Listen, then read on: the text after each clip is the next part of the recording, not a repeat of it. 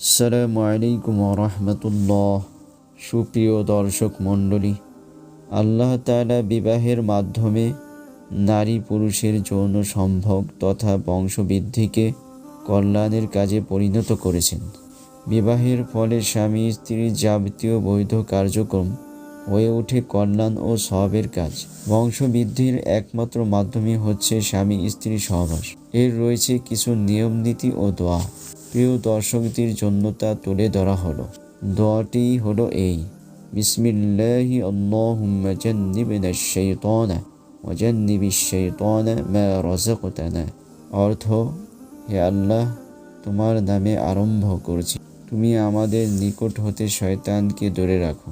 আমাদের এই মিলনের ফলে যে সন্তান দান করবে তা হতেও শয়তানকে দূরে রাখো।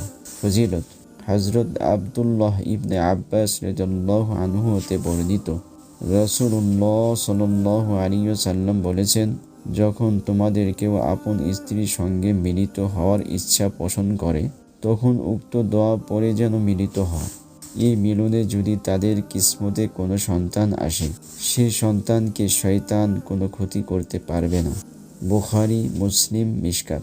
হযরত আলী রাদিয়াল্লাহু আনহু বলেন, যে ব্যক্তি সহবাসের ইচ্ছা পোষণ করে তার নিয়ত যেন এমন হয় যে, আমি ব্যভিচার থেকে দূরে থাকব, আমার মন এদিক ওদিক ছুটে বেড়াবে না, আর জন্ম নেবে নেককার ও সৎ সন্তান।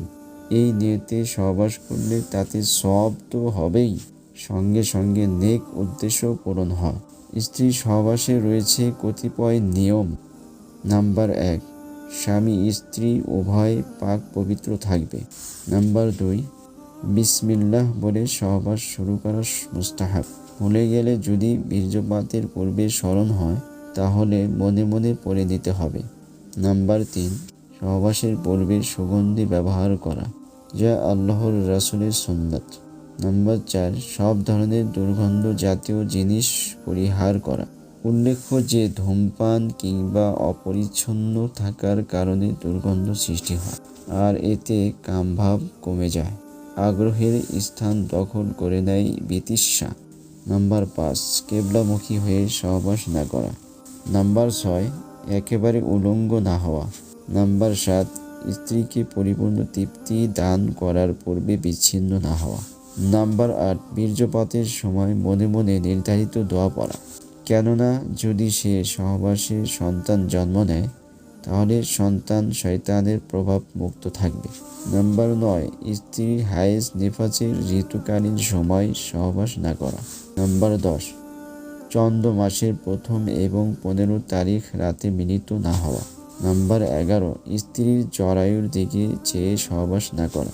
নাম্বার 12, বিদেশে বা সফরে যাওয়ার আগের রাতে স্ত্রী সহবাস না করা।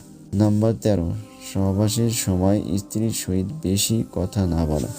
নাম্বার 14, জোহরের নামাজের পরে স্ত্রী সহবাস না করা। নাম্বার 15, ভরা পেটে স্ত্রী সহবাস না করা।